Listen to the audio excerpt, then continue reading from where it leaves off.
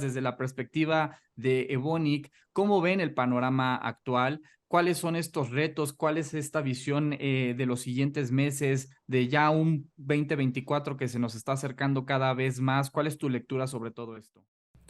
Este podcast está patrocinado por Ecolife, tu aliado experto en proyectos y soluciones con energía solar. Construyamos juntos la rentabilidad de tu empresa. Martín Toscano, presidente de Evonik. Oye, pues muchas gracias por este espacio. Bienvenido a esta entrevista. ¿Qué tal? ¿Cómo estás? Bien, muchas gracias, Frank. Mucho gusto de estar con ustedes nuevamente. Excelente, Martín. Oye, pues estamos ya próximos a cerrar 2024. Hemos visto muchas cosas, inversión extranjera directa llegar a México, nuevos jugadores, expansiones, esta palabra del nearshoring que está haciendo mucho ruido y un ajuste en las cadenas de suministro. Yo quisiera que nos contaras desde la perspectiva de Evonik, cómo ven el panorama actual. ¿Cuáles son estos retos? ¿Cuál es esta visión de los siguientes meses, de ya un 2024 que se nos está acercando cada vez más? ¿Cuál es tu lectura sobre todo esto? Sí, bueno, definitivamente muy positivo el escenario actual. Yo personalmente creo que el nearshoring, un tema muy de moda actualmente, nos va probablemente a tener ocupados en México por los próximos 10 o 15 años, probablemente, en el sentido de que, bueno, hay un apetito, hay una necesidad y hay una agenda muy clara estratégica de fortalecer aún más las cadenas de suministro, las cadenas de valor, principalmente los sectores de manufactura en Norteamérica. Esto gracias, evidentemente, al nuevo Tratado de Libre Comercio de Norteamérica, el TMEC, el USMCA. También la pandemia, que ha sido un catalizador, evidentemente, para muchas empresas y muchas organizaciones en rever o reevaluar cadenas de suministro, principalmente aquellos que tenían sus cadenas de suministro desde Asia, especialmente de China.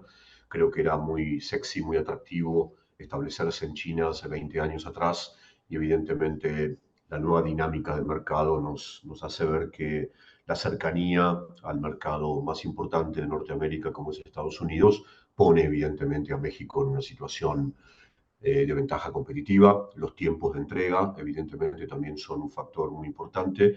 El costo de mano de obra, México se ha vuelto un país mucho más competitivo, incluso versus economías como China, en términos de costo de mano de obra. La disponibilidad de talento en México, que también es muy importante. Entonces, bueno, hay una serie de factores los cuales han sido de gran motivación para muchos sectores de repensar sus cadenas de suministro, sus cadenas de regionalización de negocios. Entonces vamos a un camino donde desaparece la globalización de los negocios o los mercados globales como lo conocemos. Creo que no, pero sí vamos a una regionalización de muchos negocios mucho más fuerte, evidentemente, a futuro en función de estas nuevas tendencias.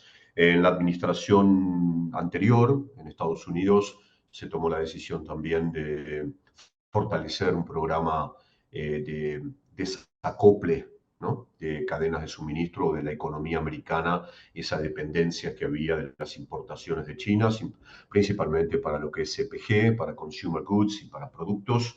Eso también ha empujado a que evidentemente México se transforma en un lugar lógico y en un socio lógico estratégico para la economía americana y para Canadá también. Entonces, bueno, vemos un fenómeno por ese lado bastante positivo, con todavía un camino largo por recorrer. Evidentemente, todavía el mayor porcentaje de las inversiones que se están haciendo en México son reinversiones de empresas que ya estaban en México. Entre un 70 y un 80% de las inversiones que se están anunciando, que se están haciendo, todavía están relacionadas con empresas que ya estaban técnicamente o físicamente aquí en México. Sin embargo, bueno, el porcentaje, evidentemente, y el volumen de inversión de empresas nuevas llegando a México está creciendo. Y ya no estamos hablando exclusivamente de empresas del continente, de Norteamérica o de Europa, sino que estamos hablando de empresas asiáticas, ¿no? Y que muchas de ellas están altamente conectadas con el sector automotriz, con el sector aeroespacial, con el sector de electrodomésticos, appliances también. México se transforma en el exportador número uno de algunas líneas de producto de lo que es appliances también a Estados Unidos. Entonces, bueno, creo que se da de a poco, se van acomodando las partes, las fichas en ese sentido, en ese camino, lo cual es muy positivo y nosotros definitivamente sectores, de alguna manera, más allá de que somos B2B, la mayoría de los sectores de manufactura estamos presentes en México, lo cual hace que, bueno, tenemos un termómetro directo y un feeling directo de los distintos sectores de manufactura bastante apropiado, una fotografía bastante clara de lo que está pasando. Sin embargo, todo esto no es gratis, ¿no? Evidentemente, hay temas en los cuales creo yo personalmente que México todavía tiene un camino que recorrer, principalmente las políticas públicas. Me gustaría ver una claridad mucho más concreta, una agenda mucho más clara. Por ejemplo, si tocamos temas como sustentabilidad o descarbonización, México, de los países del G20, lamentablemente, es el país que tiene la agenda más débil, ¿no? La agenda más pobre en términos de la transición energética a un escenario de descarbonización y de sustentabilidad para México. Esto no es bueno, definitivamente, para el sector exportador, porque muchos de nuestros clientes, muchas de las empresas exportadoras de cualquiera de los sectores de manufactura o de producción en México, sea el sector que sea, en algún momento van a estar confrontados ya por sus clientes, ya sea en regiones como Norteamérica o en Europa, a donde México también participa activamente, van a estar confrontados con de dónde viene esa energía renovable, de dónde viene esa energía sustentable que se utiliza para los procesos de producción en México. Lamentablemente hoy todavía hay muchas industrias y muchos jugadores en el mercado muy importantes que no tienen una forma fehaciente de documentar y de justificar de dónde vienen esas fuentes de energía renovables para la producción de muchos de los materiales o productos que se exportan.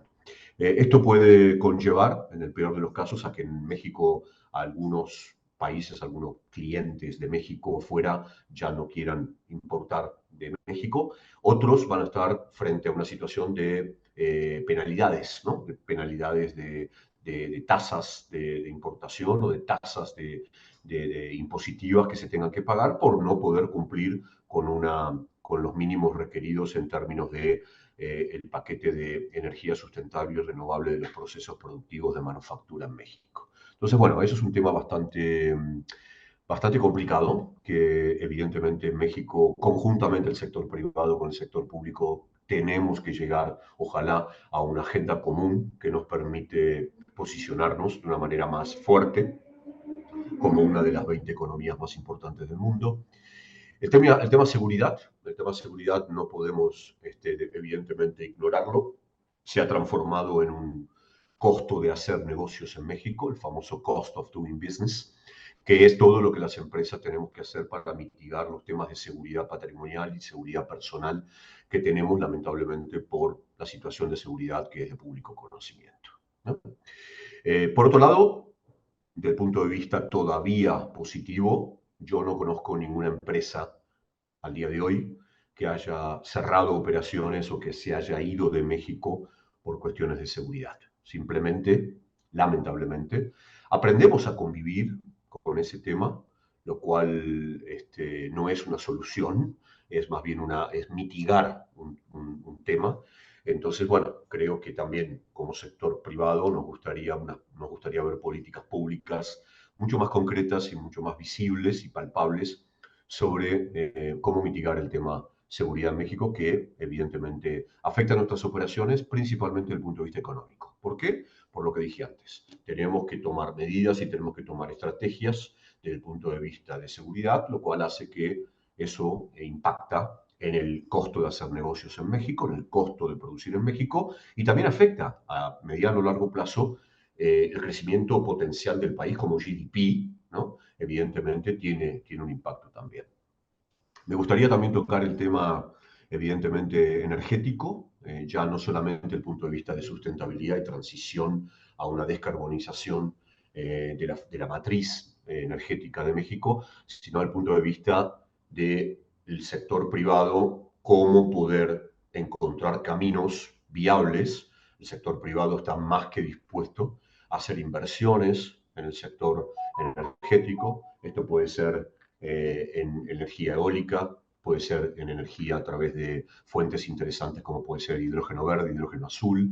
Estamos hablando de energía solar, estamos hablando de distintos métodos y caminos que el sector privado está más que dispuesto, biogás también, evidentemente, y cómo poder purificar biogás, cómo poder purificar hidrógeno, cómo poder purificar todas las alternativas sustentables que podemos traer a la mesa para poder utilizarlo ya no solamente para los sectores industriales donde participamos, sino también incluso para uso doméstico. Lamentablemente, la parte regulatoria no nos ayuda en este sentido, tampoco los incentivos, por lo menos a nivel federal. A nivel estatal, sí he visto algunos progresos interesantes que se han dado en México en temas de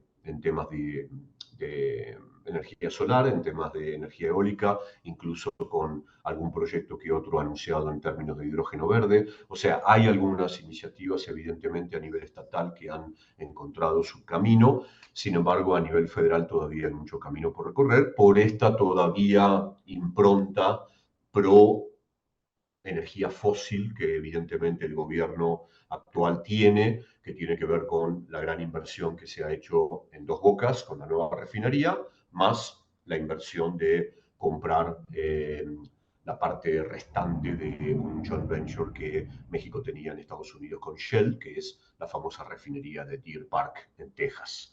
Entonces, bueno, esos son algunos de los ejemplos donde creo que va a tener un impacto a corto plazo en México en no poder capitalizar al máximo posible el famoso tema del nearshoring si no hacemos la tarea de casa, ¿no? La tarea del hogar, que es poder acompañar todo esto del nearshoring con estas medidas en estos sectores de los cuales estoy hablando. Y por último, un tema que ya es una realidad, lamentablemente, ya es preocupante hoy, ya no es un tema para los próximos 5, 10 años o 15 años, que es lo que nos puede tener ocupados en nearshoring, que es el tema, evidentemente, de infraestructura y transporte, ¿no? Esto ya es una realidad de desafío muy grande que tenemos en México. Ya estamos tarde para poder hacer frente a este boom, a este booming que tenemos económico actualmente, que tiene que ver con el nearshoring, que tiene que ver con generar mejores empleos, que tiene que ver con generar mejores ingresos para muchos mexicanos, los cuales automáticamente empiezan a participar de manera mucho más activa en la economía en el país. Esto evidentemente nos trae también desafíos muy grandes. En temas de transporte y infraestructura, yo personalmente estoy bastante preocupado. Me parece que tenemos temas que tienen que ver con el ferrocarril. Nos comentabas infraestructura, temas que tenían que ver con el ferrocarril. Sí, no solamente con el ferrocarril, en infraestructura y transporte yo personalmente me siento bastante preocupado en el sentido de que ya estamos tarde, como decía antes, ya las inversiones, por más que se decidan hacer, va a llevar cierto tiempo, ya está afectando evidentemente. Tenemos también una gran demanda para lo que es parques industriales, hay un momento también donde a nivel de infraestructura puede haber ciertas restricciones o limitaciones por no haber planificado esto. O sea, el nearshoring es un traje a la medida para México, pero no siento que es un traje a la medida que México pidió hacer, sino que de alguna manera es un traje a la medida que se vino a hacer para México y México está tratando de entender cómo es ese traje a la medida y qué hace falta para llenar ese traje a la medida, ¿no? Entonces, desde el punto de vista de real estate, desde el punto de vista de parques industriales, tenemos una demanda muy importante para todo lo que es plantas productivas o sitios para plantas productivas y sobre todo para lo que es distribución, warehousing, o sea, todo lo que es in and out de logística, inbound y outbound logística, con algunas regiones con desafíos mucho más marcados que otros, evidentemente el norte del país viviendo un boom, además por grandes anuncios muy prominentes, algunos de ellos como es la planta de Tesla en Nuevo León, pero también otras empresas llegando, todo lo que eso conlleva. Ustedes son expertos en el sector automotriz, ustedes saben muy bien que por cada por cada puesto de trabajo que se genera en el sector automotriz, hay 4 o 5 puestos de trabajo que se generan en todo lo que es la economía periférica alrededor de las armadoras, que son las empresas del tipo Tier 1, Tier 2, Tier 3 y todas las áreas de servicio. Tenemos explosiones de urbanización en algunas regiones, lo cual también requieren de mucha estrategia por parte de los gobiernos estatales y federales para justamente absorber estos nuevos parques industriales, estas nuevas regiones que se vienen a poblar con trabajadores de los distintos sectores manufactureros. Sin ir más lejos, el ejemplo también interesante, la ciudad de Monterrey se cree que va a duplicar la cantidad de la población, digamos, la cantidad de gente solo en Monterrey en los próximos 5 años. En fin, hay todo un impacto que todo esto trae, evidentemente, que a mí personalmente me preocupa que no haya una agenda un poquito más estructurada, un approach un poquito más holístico, ¿no? De todo esto que está pasando, acompañado con otros temas también muy importantes, como es, por ejemplo, la parte regulatoria en México, ¿no? Que me parece que también necesita de una renovación, de un repensar cómo queremos esa parte regulatoria que acompañe todas estas inversiones y todo este desarrollo que necesitamos. Y por último, para la industria química, personalmente, creo que un gran desafío en el sentido de que nosotros operamos nuestros assets en México. La industria química se cree que opera alrededor del 60 o 70% de su capacidad. Esto tiene que ver, lamentablemente, con la falta de suministro sustentable de materia prima y energético por parte del downstream de la petroquímica, que es Pemex. Entonces, bueno, me parece que podemos también absorber mucho más y podemos hacer mucho más como, digamos, actores esenciales en la cadena de valor de manufactura, si tuviéramos también acceso a materia prima y a energía de manera competitiva y sustentable. Entonces, bueno, escenario muy positivo, me parece que con un impacto muy positivo también de GDP, para el GDP. Me parece también que Norteamérica como región acaba siendo mucho más resiliente a la situación global de desaceleración económica que vemos gracias al nearshoring. O sea, el nearshoring ayuda a mitigar cualquier desaceleración que nos hubiera impactado de otra manera en Norteamérica, incluyo a Canadá, Estados Unidos y México, no solamente México. Creo que el nearshoring viene a darnos una fortaleza de resiliencia mucho más fuerte, de poder ser más atractivos como región. Creo que en este momento, desde el punto de vista de manufactura, desde el punto de vista incluso de industria química específicamente, creo que la región de Norteamérica es la región evidentemente más resiliente de alguna manera que yo veo a nivel global. Europa pasando todavía por una situación de mucho desafío por los motivos que conocemos, tema guerra, tema energético, tema recesión económica. Asia que no termina de encontrar su espacio después de que China está repensando su estrategia a corto, largo y mediano plazo después de lo que pasó durante la pandemia. Y creo que, bueno, y Centro y Sudamérica que no tiene un nivel de industrialización como sí lo tiene México junto con Estados Unidos y Canadá. Entonces creo que, bueno, todo esto hace que la región de Norteamérica se transforme en un polo muy atractivo, muy sexy para inversiones, para crecimiento, pero claro, no es gratis y tenemos que acompañarlo con una agenda principalmente aquí en México, de políticas gubernamentales y políticas oficiales mucho más clara, mucho más fuerte, mucho más potente. Martín, pues nos das una visión muy completa de todo lo que estábamos viviendo en la industria, nos platicabas temas energéticos, ambientales, de seguridad, todos estos temas que van a estar haciendo mucho ruido ahora que hay cambios de administración tanto en México como en los Estados Unidos. Y yo quisiera ahora que aterrizáramos estos temas al caso en específico de Bonic, empezando con el tema de la descarbonización. Ya nos platicaste en el macro a nivel país qué es lo que estamos viviendo. Ahora platícanos. ¿Qué tecnología se está desarrollando Evonik internamente para dar soluciones más sustentables? Y luego también Evonik México, ¿cómo viven el reto justamente de descarbonizarse? Un reto que no nada más tiene Evonik México, sino distintos proveedores en la industria, por lo que ya nos comentaste, acceder a energía limpia, nuestra matriz energética, en donde 2/3 todavía viene de combustibles fósiles. ¿Qué nos platicarías en este sentido?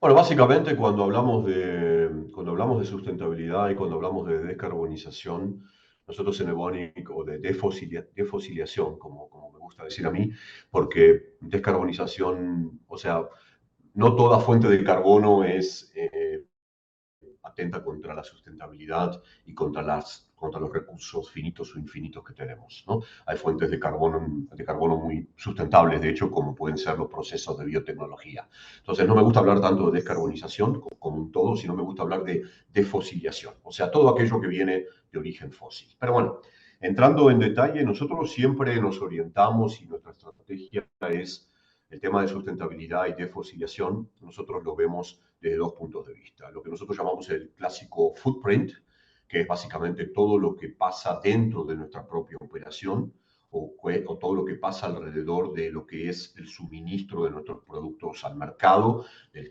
especialidades químicas o de tecnología que ofrecemos a los distintos mercados. Eso es el famoso footprint. Y luego hablamos del famoso handprint. Y el handprint es todo lo que nuestros productos como tal hacen o cuál es el impacto que nuestros productos tienen en la formulación de los productos finales de nuestros clientes, en los procesos de nuestros clientes, qué impacto positivo tienen como tecnologías de futura generación, es lo que nosotros llamamos Next Generation Products, y es cómo nosotros podemos ayudar a que nuestros clientes sean también más sustentables y más renovables en sus conceptos de manufactura de sus productos que venden al mercado. Entonces, bueno, habiendo hecho esta diferencia, evidentemente dentro de nuestras plataformas productivas y de procesos de cadenas de valor entregando producto al mercado, evidentemente la clásica agenda, ¿no?, de reducción de emisiones, de reducción de uso de agua, de recycling, de reciclado de productos, de materia prima, de plásticos, o sea, todo aquello que podemos y tenemos al alcance de la mano que nos permite, gracias a nuestros procesos productivos, tener una mejora sustancial en nuestra huella de carbono, ¿no? Y con los objetivos que son de público conocimiento. Evonik es una empresa pública que hemos anunciado sobre a dónde queremos llegar con reducción de emisiones, con el tema de uso de agua, con el tema de uso de recursos finitos, de alguna manera, que tenemos para nuestros procesos y cómo podemos llegar con el uso de nuevas alternativas como es el tema de hidrógeno verde, hidrógeno azul, tema de energía solar, tema de energía eólica, todo aquello que está a la mano y todo el toolbox que hoy la industria tiene a su disposición para poder sacarle mejor provecho al máximo posible a nuestras propias operaciones, cómo adaptar nuestras propias operaciones, también nuestros métodos de transporte, ya sea de materia prima, de entrega de productos al mercado, todo aquello que tiene que ver con el footprint, ¿no?, con nuestra propia huella de carbono. Ahora bien, para nosotros es muy interesante y quizás también tan interesante como lo anterior, el famoso handprint. O sea, qué es lo que podemos ofrecer nosotros, qué tipo de tecnologías, qué tipo de productos, qué tipo de nuevas ideas podemos ofrecer, co-creando con nuestros clientes, evidentemente, para poder tener un impacto positivo con nuestros productos de futura generación en los productos finales de nuestros clientes. Y ahí tenemos un sinfín de ejemplos que podemos dar, que tiene que ver, por ejemplo, en muchos nuevos productos que podemos desarrollar en base a biotecnología. O sea, en lugar del proceso clásico químico, hacerlo a través de algún proceso de fermentación, a través de una materia prima de recurso infinito, como pueden ser las fuentes de carbono de materia prima en base a maíz, a dextrosa de maíz, a azúcares, o sea, todo lo que tiene que ver con la biotecnología, evidentemente eh, es un gran tema que tenemos en desarrollo y esto tiene aplicación en muchos sectores en los cuales participamos, ¿no? Luego, evidentemente, todas las tecnologías, ya entrando, por ejemplo, en un ámbito muy conocido por ustedes, como puede ser la industria automotriz, evidentemente todo lo que la química, sobre todo la química de especialidades, puede hacer para apoyar el desarrollo de vehículos eléctricos. En otras palabras, ¿qué necesita traer la química de especialidades a la mesa para poder hacer a los vehículos eléctricos más eficientes, para poder mitigar temas de, por ejemplo, el uso de baterías en lugar de ser autos a combustión? En consecuencia, por ejemplo, ¿qué necesitamos para trabajar alrededor de un tema que es muy importante, como es el tema de cooling lines, o sea, enfriamiento de vehículos eléctricos, que evidentemente sabemos que por el uso de baterías eléctricas en vehículos eléctricos tenemos un tema un tema de temperatura que tenemos que administrar, un tema de insulation que tenemos que manejar en lo que es baterías de vehículos eléctricos. En fin, tenemos toda una serie de tecnologías, qué tipo de pinturas, qué tipo de recubrimientos, qué tipo de tecnología, otra vez, tenemos que llevar a la mesa para que justamente la viabilidad de los vehículos eléctricos sea lo más sustentable posible, lo más natural posible, ¿no? Entonces, creo que también hay ejemplos por ese lado, en el sector, evidentemente, farmacéutico, nuevas tecnologías de fermentación que permiten la generación de materias primas esenciales para nuevos desarrollos farmacéuticos que, por ejemplo, tienen que ver con la nueva tecnología de RNA mensajero en vacunas, que fue el gran logro con la vacuna del COVID-19. En fin, creo que divido siempre en dos partes. Nuestra tarea de casa en mitigar y en trabajar en todo lo que tiene que ver alrededor del footprint, pero sobre todo enfocarnos cada vez más y ser cada vez más abiertos en co-crear y generar valor a lo largo de las cadenas de valor que participamos con los distintos actores junto con nuestros clientes. ¿Cuáles son los productos? ¿Cuáles son las tecnologías? ¿Cuáles son los desafíos? ¿Cuáles son las soluciones que la química de especialidades puede traer a la mesa para que nuestros clientes en sus procesos sean evidentemente más sustentables a lo largo del tiempo? Oye, Martín, quiero resaltar algunos de los puntos de los que nos has platicado. Nos has comentado justamente de estas nuevas tecnologías, de estos nuevos productos. Mencionabas justamente al inicio lo atractivo que se está volviendo México para muchas empresas al momento de invertir y de planificar. Ahora, justamente yo quisiera que nos contaras qué tan importante es México en la estrategia global de Evonik. Definitivamente México juega junto con la región, o sea, como parte de la región de Norteamérica. Nosotros somos parte de la región de Norteamérica junto con Estados Unidos y Canadá. Evidentemente la región de Norteamérica, como decía antes, juega un papel muy importante en el sentido de que se están dando gracias a incentivos también, principalmente liderado por Estados Unidos, pero también en Canadá y en cierta medida en México, evidentemente se dan incentivos incluso para inversiones que pueden ser interesantes para nuestros clientes y consecuentemente para nuestro sector, ¿no?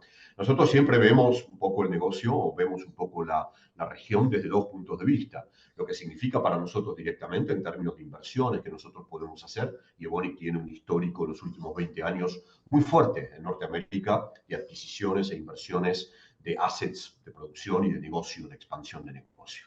Eso es una parte. Y la otra parte es qué es lo que pasa con nuestros clientes. Nosotros a través de 15 líneas de negocios estamos prácticamente en todos los sectores que se puedan imaginar de manufactura, de producción. Ya no es solamente aeroespacial, automotriz, sino que estamos hablando también de cuidado personal, cuidado del hogar, industria farmacéutica, pinturas, tintas, recubrimientos, industrias de cuidado oral también, oral care.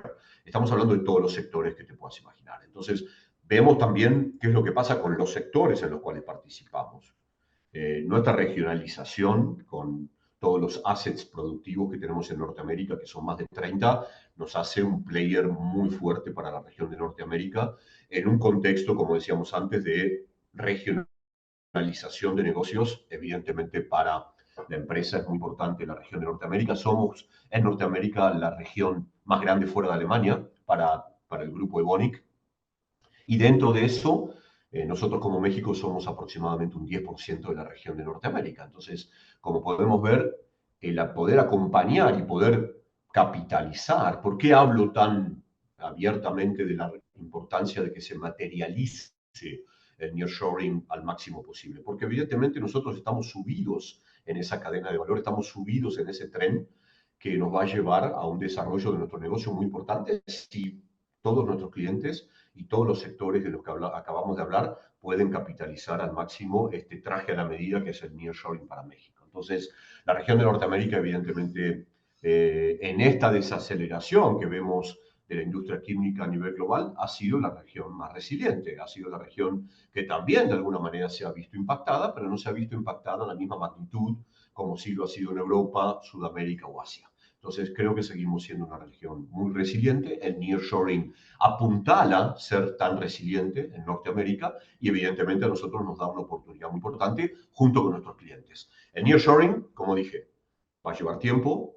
Todavía el mayor porcentaje de FDI es reinversiones de empresas que ya estaban aquí en México. Sin embargo, el caudal de inversiones del sector de nuevas empresas llegando a la región es real. Y nosotros particularmente puedo decirles que ya tenemos negocios nuevos que estamos atendiendo en México por cuestiones de nearshoring. O sea, es real, ¿no? No es algo que va a venir y que en algún día lo vamos a vivir, sino que ya está pasando, ¿no? Claro, quizás mucho por todas las noticias que vemos se espera algo, una explosión inmediata, pero no es tan fácil. Aparte, ya hablamos de las tareas pendientes que tenemos como país para poder capitalizar todo esto al máximo. Entonces, va a llevar tiempo, por eso digo que esto nos va a tener ocupado los próximos 10 o 15 años. Justo, resaltar esa parte que evidentemente son inversiones de largo plazo y que estas estarán tangibilizando precisamente, no de la noche a la mañana, pero sí, en efecto, qué importante escuchar esa parte que mencionas, que Bonic está viviendo esa parte del nearshoring con desarrollo de negocios. Y por último, sí quisiera tocar justo ese tema. Nos hablabas de estas 15 líneas de negocios que tiene Bonic. Cuéntanos cuál va a ser el plan comercial de 2024 de Boni, cuáles son las industrias más interesantes que ustedes están viendo en México, los productos en donde van a meterle más esfuerzos, cómo van a hacer precisamente para fortalecer sus operaciones en el corto plazo y qué tipo de clientes son los que van a estar buscando darle servicio. Definitivamente la industria automotriz va a seguir siendo un vehículo distintivo de la economía mexicana y consecuentemente nosotros, la industria automotriz, que como industria probablemente sea eh, uno de los sectores más importantes que atendemos con probablemente más del 15-20% de nuestras ventas yendo a ese sector. Eh, entonces, bueno, creo que la industria automotriz va a continuar siendo definitivamente un ámbito distintivo de crecimiento para nosotros. Eso lo atendemos a través de distintas líneas de negocio, no hay una sola exclusiva, sino que estamos desde el tema de vehículos eléctricos y tecnologías para todo lo que es vehículos eléctricos, estamos en tema de pinturas, tintas y recubrimientos, estamos en tema de adhesivos, estamos en tema plásticos, estamos en temas de polímeros de alta performance, estamos en tema de llantas, ¿no? Cómo hacer que las llantas sean cada vez más amigables con el medio ambiente, el uso de llantas sea más amigable con el medio ambiente, el reciclado posterior también de llantas, cómo puede ser algo interesante para los distintos actores de las cadenas de valor aquí en México. En fin, el sector automotriz como un todo creo que para México sigue siendo un vehículo distintivo de crecimiento. Creo también que de a poco vamos a poder ir materializando con la química de especialidades en el sector aeroespacial, ¿no? Es un nicho natural, evidentemente, es un modelo que es muy parecido a lo que fue los inicios del sector automotriz en México. Luego hay algunos sectores que para mí están directa o indirectamente relacionados con el crecimiento regional, con la regionalización de negocios o con el nearshoring, como por ejemplo todo lo que es cuidado personal y cuidado del hogar. Se está dando un fenómeno también de producción y manufactura en México para atender mercados regionales. Entonces, evidentemente, en todo lo que es la química de cuidado personal, o sea, la industria cosmética, cuidado del cabello, cuidado personal, todo lo que es la industria de cuidado del hogar, con productos de limpieza, detergentes, o sea, todo lo que es la química alrededor de los productos de cuidado personal y del hogar, definitivamente nosotros vamos a ver un crecimiento en los próximos años y ahí entran tecnologías existentes o, por ejemplo, nuestra nueva tecnología de biosurfactantes. Esto es surfactantes para la industria de cuidado personal y cuidado del hogar en base a productos de fermentación, ya no la química clásica en base a materias primas del downstream de la petroquímica, sino una defosilización del proceso productivo de surfactantes para la industria de cuidado personal y cuidado del hogar, donde los biosurfactantes juegan un papel muy importante. Para dar un ejemplo, Luego me gustaría mencionar también la industria alimenticia, la industria agrícola, México, que no está, si se quiere, directamente relacionada con el nearshoring, sino que indirectamente, en el sentido de que México se ha convertido, creo que en el sexto o séptimo exportador de alimentos del mundo. Aquí en México la exportación principal a Estados Unidos evidentemente pasa por una agricultura de valor agregado, que es la agricultura de frutas y vegetales. Sin embargo, también México empieza a jugar un papel cada vez más importante en el trading global de carnes, o sea, en el sector de proteína animal. Eh, con sectores como la producción de carne porcina o la producción de carne de res, ya no solamente produciendo para México, sino también para cadenas de valor de exportación. Carne de res a Estados Unidos, carne porcina a Asia, Estados Unidos y a otros mercados. Entonces, bueno, México, sin ser un productor natural de granos, como es el maíz y la soya, que es una materia prima básica para la producción de alimento balanceado en el sector de proteína animal, México pasa a ser, por la cercanía con Estados Unidos y la ventaja competitiva de estar junto con Estados Unidos para lo que es el suministro de la materia prima básica de alimento balanceado, que es maíz y soya, americano. México juega un papel muy importante porque se ha vuelto muy competitivo y se ha modernizado y se ha institucionalizado la profesionalización del sector, lo cual a mí me parece muy bueno, porque también significa mejores alimentos para los mexicanos, ¿no? Entonces me parece que en ese sector donde Ivonne, que evidentemente tiene líneas de negocios que participan activamente, como es nuestra línea de negocios de nutrición animal, va a también tener evidentemente una oportunidad de crecimiento en los próximos años, también con nuevos productos y tecnologías que tienen que ver con ya no solamente las materias primas que podemos ofrecer para la producción de alimentos balanceados para el sector de proteína animal, sino también otro tipo de productos que tienen que ver con la sustentabilidad y de alimentos seguros y sanos con nuevos productos que ayudan a, por ejemplo, la eliminación del uso de antibióticos en lo que es la cadena de proteína animal, el tema de digitalización en las distintas áreas de lo que es la producción proteica, la producción de proteína animal. Entonces, bueno, tratamos de darle siempre un enfoque holístico. Entonces, bueno, creo que para terminar, viendo un poco la hora, esos son algunos ejemplos distintivos, evidentemente, hay muchos otros, pero creo que evidentemente la agenda es de crecimiento. Hemos tenido crecimiento desde incluso el primer año de la pandemia en México, lo cual hace que México es un mercado evidentemente atractivo para nosotros. Como dije antes, como parte de la región de Norteamérica, tenemos un right to play, me parece muy interesante, y sobre todo una resiliencia a cualquier situación como la que potencialmente estamos observando actualmente de slowdown de la economía a nivel global y de los mercados. Creo que la región de Norteamérica ha sabido defenderse mucho mejor y mostrado una resiliencia muy importante, de la cual los tres países, Canadá, Estados Unidos y México, son actores principales.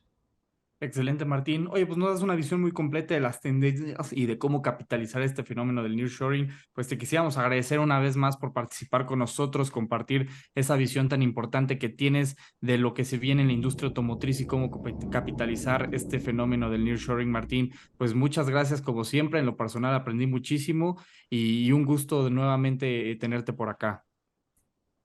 Muchas gracias, Frank. Muchas gracias a Neuron por la oportunidad, como siempre. Nos complace poder compartir con ustedes nuestra visión, la cual sigue siendo muy optimista, como habrán podido ver, sin embargo también muy realista de cuáles son las áreas de oportunidad donde tenemos que trabajar todos juntos, sector privado y sector público, para poder sacarle el máximo posible, sacarle el máximo provecho posible a esta situación actual que tenemos en México en todos los sectores, gracias a este traje a la medida que se ha dado para México, que es el nearshoring.